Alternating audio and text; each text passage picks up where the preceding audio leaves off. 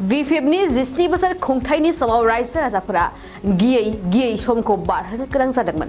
दिनै समाव चिरांनि रायजो राजाफोरा लैहोर फैनो हादों। 17 बोसोर सरकारनि समाव बिपिएफआ जेबो खामानि मावाखै। रायजो राजाफोरा इउपिपिएल सरकारनि फारसे फोथायनाय दं।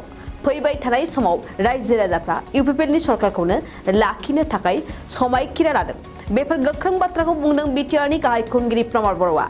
दिनै चिराङाव जानाय इउपिपिएल दोलोनि बोसोरसालिया जथुम्मायाव बाहागो लाहैनाय समाव बिथां प्रमद बर'आ गोबां बाथ्राखौ बुंबावदों। बिथाङा बुंदों इउपिपिएल सरकारा 2 बोसोरावनो मावनाय खामानिखौ बिपिएफआ 17 बोसोराव मावफुंनो हायाखै। बिपिएफ दोलोआ रायजो राजानि थाखाय माब्लाबाबो खामानि मावा। बिथांमोना गावबा गावनि थाखायल'सो खामानि मावगासिनो।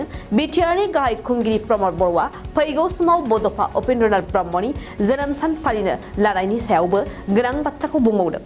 नायबाय थादों रोजा रोजा सुबुङा फैनानै दिनै चिरां जिल्लानि जि इउपिपिएल बिनि माने बोसोरारि जथुम्मायाव बाहागो लाफैदों आरो गासैखौबो नुदों। रायजो राजाफोरा इउपिपिएलनि फारसे जि अननाय आरो फोथायनाय बियो बयनिबो गोसोआव दङ आरो बांनायनिफ्राय बांलांगासिनो दङ। मानोना 17 बोसोराव बिपिएफनि समाव रायजो राजाफ्रा जोबोद गियै सम बारहोनो गोनां जादोंमोन। गावबा गावनि सम्पतिखौ लानानै गावबा गावनि माखासे थासारिफोरखौ लानानै जिउफोरखौ लानानै मानोना बै समनि थासारिया जोबोद गिलु बालुमोन। दिनै मोनसे मोजां थासारि फैदों। बे थासारिखौ लानानै दिनै रायजो राजाफ्रा मोजां मोनदों। बर'आनो जा गुबुन हारियानो जा दा ओंखायनो दिनै लोब बयबो ओंखारबोदों चिरां जिल्ला इउपिपिएलनि जथुम्मायाव आरो रायजो राजाफ्रा फैबाय थानाय समाव इउपिपिएलनि सरकारखौनो गोख्रोङै लाखिनो थाखाय दिनै बयबो समायखिरा लादों, थिरांथा लादों। मानोना बोसोरनैयाव इउपिपिएलआ जिखिनि खामानि मावबाय बे खामानिखौ 17 बोसोराव बिपिएफआ मालाबाबो मावनो हायाखै। बिथांमोना मालाबाबो रायजोनि थाखाय साना, रायजोनि थाखाय मावा।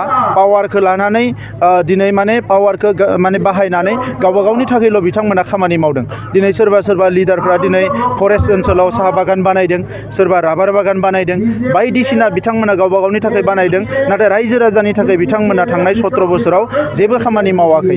दिनै इउपिपिएलआ मोजां खामानि मावनायखौ नुनानै सुपार 50 जों फरायसाफोरखौ आइएएस खालामनो थाखाय दिल्लीयाव थिनहरदों। बिखौ बिसोरो मावनो रोङाखैमोन। जोङो फरायसाफोरखौ क'क्राझाराव आइआइटिनि थाखाय कचिं होदों। बिखौ बिथांमोना मावनो रोङाखैमोन। दिनै जोङो नलेज फेस्टिभेल खुंदों। बिखौ लानानै बिथांमोना लाजिदों। बिथांमोना दैजिं फेस्टिभेल खुंदोंमोन आरो दैजिं फेस्टिभेलाव मा जादोंमोन बेखौ नोंसोरो बयबो मिथिगो। आरो नलेज फेस्टिभेलाव मा जादों बेखौ बयबो मिथिगो। आइएसपिएल फुटबलनि जोङो मेट्च खुंदों 6 सिडुलखौ लानानै, बेफोरखौ बिथांमोना मावनो रोङाखैमोन। दा बेबायदि गोबां दङ। दिनै जों हा हुनि मोन्थायफोरखौ होगासिनो दङ। थाखा फैसा लायालासिनो साख्रि होगासिनो दङ। आरोबाव गाबोन साननैसोनि उनावनो गोबां साख्रि होबावगोन। दा बे गासैबो थासारिखौ नुनानै बिथांमोना लाजिदों आरो दिनै लाजिनानै बिथांमोना जानला मानला बखिदों। नाथाय जि बिपिएफ बिथांमोननि राजखान्थिया मालाबाबो मोजां जानाय नंला। बियो धंसनि फारसे थांगासिनो दङ आरो गावसोरनि दायनि थाखायनो बिपिएफआ धंस जानायनि फारसे थांदों आरो धंस जालांसिगोन।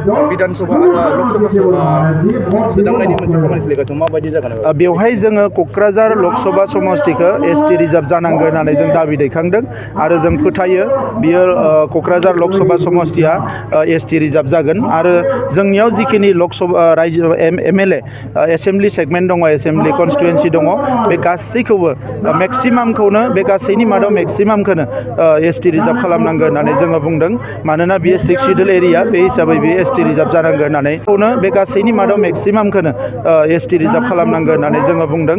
मानोना बियो 6 सिडुल एरिया, बे हिसाबै बियो एसटि रिजार्भ जानांगोन होननानै जोङो बेवहाय दाबि दैखांदों। आरो आं मिजिंथियो जे बेयो मेक्सिमाम एसटि जागोन आरो लोगोसे क'क्राझार लकसभा समस्तियाबो एसटि रिजार्भ जागोन। आं बेखौ फोथायो।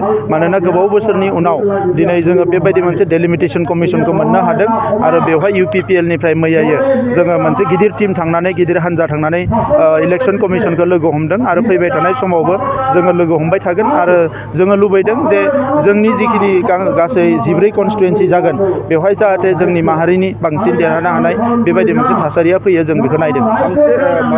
मोनसे गोजोनथाव बाथ्रा जाय बड'फाखौ जोङो दिनै बड'फा होननानै गोबाव सम दिनै फुजिबोदों मानिबोदों जाय बड'फाया बर' हारिखौ बुहुमाव गेरेमसा हारि दानो थाखाय दिनै बेसेबांबा स्ट्रागोल खालामनानै मुभमेन्ट खालामनानै दिनै मुलुगाव बड'फाया बर'खौ सिनायजानाय बे लेभेलाव लाबोनो हाबाय दा बे बड'फानि जोनोम सान 31 मार्चखौ आसाम सरकारा फरायसा सान हिसाबै फोसावबाय बिनि थाखाय एबसुआ गोलाव सम दाबि दैखांबोबाय दाबि दैखांसेयावबो थांनाय समाव जायाखैमोन आरो दुखुनांथावा बेसो जे बेवहाय बर'निनो सरकार दङमोन BPFनि 17 बोसोर BPFनि सरकारनि समाव मानो बड'फानि जोनोम सानखौ फरायसा सान बिथांमोना फोसावाखिसै बियो जोबोद दुखुनांथाव बाथ्रा दा दिनै जोंनि सरकार फैनायनि उनाव जोङो आसाम सरकारजों रायलायबाय दुलाराय बर' फरायसा आफादाबो नारसिनबाय लोगो लोगोनो थांनाय बोसोराव चिफ मिनिस्टारा क'क्राझाराव फैनानै दतमायाव फैनानै बड'फानि न'आव फैनानै थुलुंगाफुरियाव फैनानै बेखौ फोसावलांबाय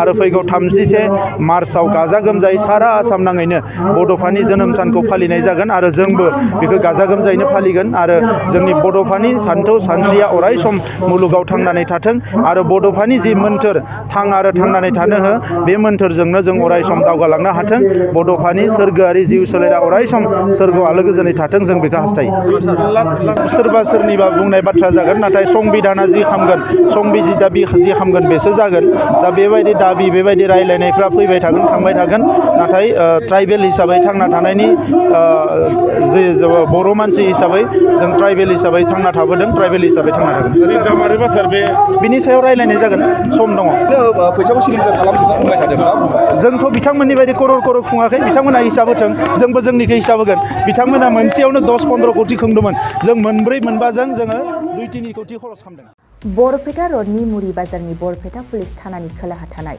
दावला हटेलनि साखाथियाव गोदानै R&D मेडिकेल मुंनि गोदानै गंसे देहा फाहामसालि खुलिदों बे देहा फाहामसालियाव गोबां बेमारफोरखौ नायनाय जागोन जेरैहाय डायबिटिस लोमजानाय साजानाय आथिं आखाइ मोदोमाव सानाय सुनाय भां गान्जा डेन्ड्राइट ड्राग्स बायदि फेग्रा मुवा लानाय फेग्रा मुवा मोनाब्ला हमथानो हायै जानाय बायदि बायदि गोबां बेमारफोरखौ बे देहा फाहामसालियाव फाहामथाय होनाय जागोन बे देहा फाहामसालियाव फाहामथाय होनो थाखाय गुवाहाटीनिफ्राय मोजां डक्टर फैगोन आरो बेयाव मुलिफोरखौ खम बेसेनावनो मोननो हागोन R&D मेडिकेलाव फाहामथाय लाफैनो थाखाय गाहायनि जानबुं नाम्बाराव जगाजग खालामनो हागोन जानबुं नाम्बारा जाबाय 8099 480 118